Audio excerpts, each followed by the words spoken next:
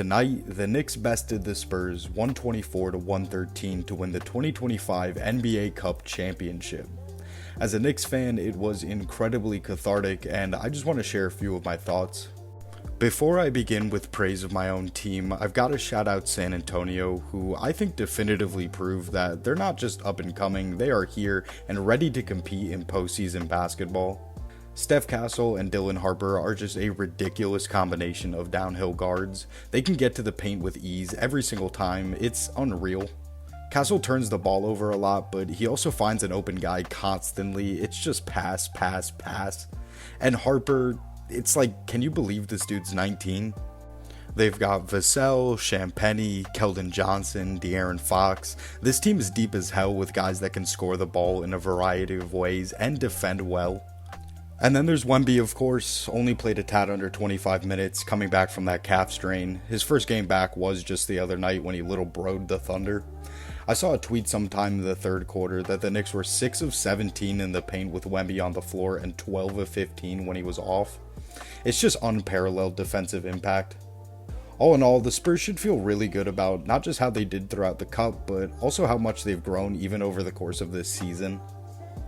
As for my Knicks, I said this Cup championship was incredibly cathartic, and that's because it's vindicating for the Knicks, who I feel have to defend themselves very frequently, and it's for good reason. I'm not the type of Knicks fan that's going to say we're going to win the NBA Finals. I think as long as they have the fundamental defensive flaws, particularly in terms of paint protection, this team is always going to be a step slower than true contenders.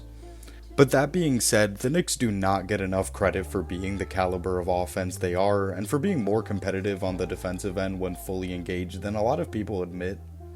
Nonetheless, Jalen Brunson, who cares that he's short and not a good defender, man? He's just a goddamn winner. Cup MVP, averages of 33 and 7 on 55% from the field throughout the knockout rounds.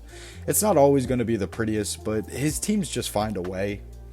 The Knicks did a good job staying afloat during the Spurs run to end the third quarter, overcame being down 10 at a point. This team is just so resilient. And then the Spurs went cold in the fourth quarter, and the Knicks were able to pull away just enough to command the rest of the game. They were also better in transition than they typically are. Cat wasn't phenomenal, but his effort was, and he did just enough, had a couple big shots, a couple steals, including one off of inbound towards the end of the game.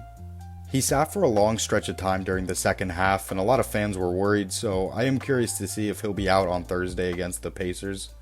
But this game really came down to a few players, and Brunson made sure they were the first people he gave credit to. OG Anunoby, Mitchell Robinson, Tyler Kolek, and Jordan Clarkson, this game belongs to you. It was essentially perfect outings from all of these guys in their roles. OG was defending Wemby primarily, but he also hit 5 threes, had a team high and game high 28 points. OG Anunoby can almost do no wrong. He's not the best defender in the league, he's not a perfect offensive player either, but the totality of his game is so underrated.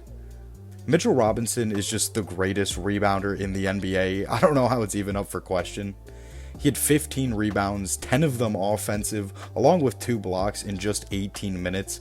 He completely outcontrolled the glass over a 7-4 Wembanyama and 7-1 Cornet. That part shouldn't go overlooked. Wemby was so focused trying to deny Mitch offensive boards that it kind of nerfed him as a rim protector. Jordan Clarkson was fantastic down the stretch of this game. He can be pretty devastating when he's not a microwave scorer, but he wasn't this one, and it just provides such a lifeline when things get stale. And Tyler Kolek had himself the best game of his career, closed the game over Mikal Bridges essentially. He was the one with a bit of a hot hand and could bring the necessary ball handling that was needed to deal with all the Spurs ball pressure. As a small guard, even more so than someone like Brunson, there's concern about him playing in big games, but he played like his career was on the line, and considering the recent Jose Alvarado rumors, I guess he might have had a reason. This was just an incredible game. I can't fathom how you could hate the NBA Cup. It at worst doesn't take away, but at most is adding weight to early portions of the season for fans, teams, and players. And regardless of what any detractor says, you can see it in the players' effort how much they get up for these cup games. This championship was insanely intense. The Knicks battled their way to 59 rebounds. That's just fight and wanting it more. Anyways, shout out to the Knicks, shout out to the Spurs, shout out to the Cup, respect the Cup, and ethical hoops. I'm keeping this one quick, so that's going to be all from me. I hope you enjoyed this video. Thank you so much for watching. Let me know what you think about the Knicks, their Cup win, and if you think they're the best team in the East. Other than that, check me out on Twitter and Medium, TikTok too. That's all for now. Stay safe, and see you in the next one.